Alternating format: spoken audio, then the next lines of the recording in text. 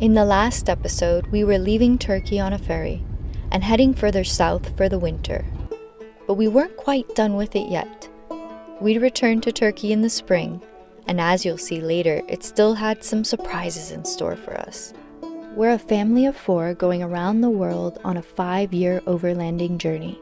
This is Jane, our grenadier, and we live here in our off-road trailer.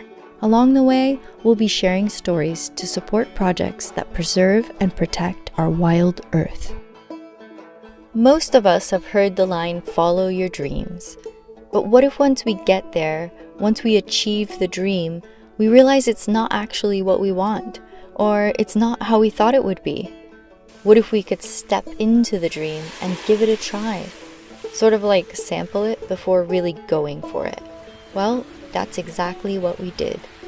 Matt and I have been dreaming of living on a farm for years now, and it's a serious consideration once we've finished Project Wild Earth.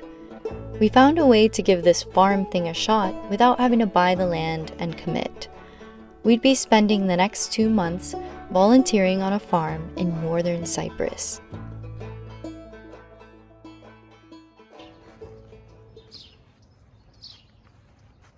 Irfan, Sinem, and their son Ruzgar welcomed us into their home from the moment we arrived.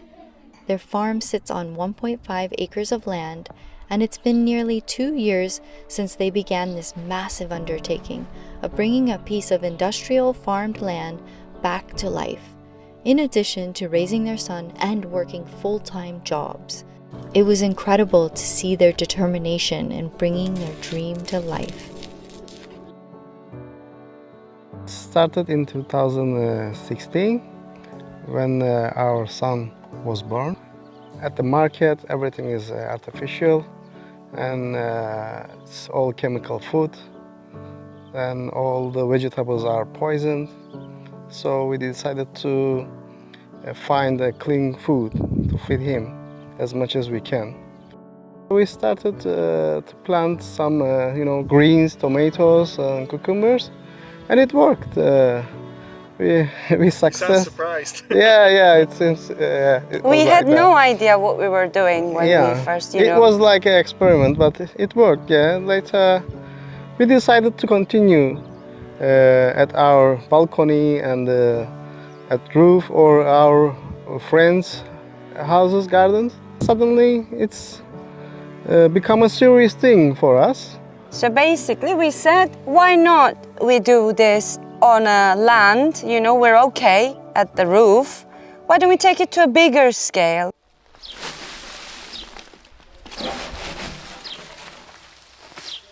Throughout our time on the farm, we had scheduled shifts so that one of us was always with Jack and Charlotte. They had a blast on the farm, helping out in their own ways, but they especially liked playing in the muddy puddles and playing with the animals. Matt and I did a variety of tasks, from managing the compost, building a chicken coop, clearing and preparing the beds for planting, and so much more. We very quickly realized the importance of soil. When we first moved in, we wanted to see the situation of the land because we had no idea about the soil. It was below 1% the organic matter in the soil. In order to call a soil like a healthy one, you need to have minimum 5% organic matter. It's a living thing, soil, and every living thing needs to be fed. And making compost, anything that comes from soil, like earth, can go back to it. With the industrial agriculture, the soil every year is getting weak. They're adding more chemical fertilizers, and they are also tilling the soil. When you till the soil become exposed to sun and all the micro creatures inside. They are dying. So it's a closed loop, that system, that damages our health in every way. It pollutes the water we drink, it pollutes our soil, so anything we eat is not healthy. And of course, it also pollutes the air. So what happens when you can't eat healthy, can't drink healthy, can't breathe healthy, the health goes away. Everything Irfan and Sinem grow is 100% natural and free from pesticides and chemicals. They use a fascinating system called permaculture. It's basically the opposite to the more commonly used monoculture, where one type of crop or tree is planted at a time. When we look at nature as a guide, there's a reason it doesn't look like that. This is because the more diverse an ecosystem is, the more resilient it can become. Everybody is criticizing about the system, about the food, our politicians, about everything.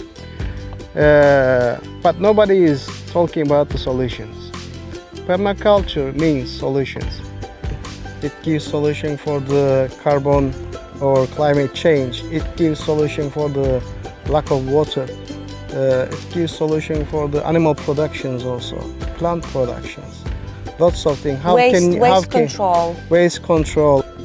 Permaculture starts with observing and understanding the patterns and intricacies of nature, and then applying those learnings to design our own environments.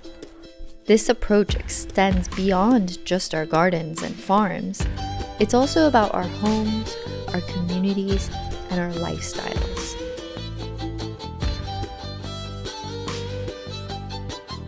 The way our food is produced plays a large role in the conservation of nature. Perhaps it's time to rethink how we grow food, to shift from a system that works against nature to one that works with nature. I believe there's really hope because people are now awakening. Even if they cannot, do themselves, they are trying to support local producers, local, clean, natural producers. I'm hopeful, and if we lose our hope, there's nothing else, we left. So I'm hopeful. If you're interested in volunteering on a farm, we found it through an amazing organization called Wolf. It offers people the opportunity to find organic farms that need helping hands. In exchange, you're provided with food and lodging.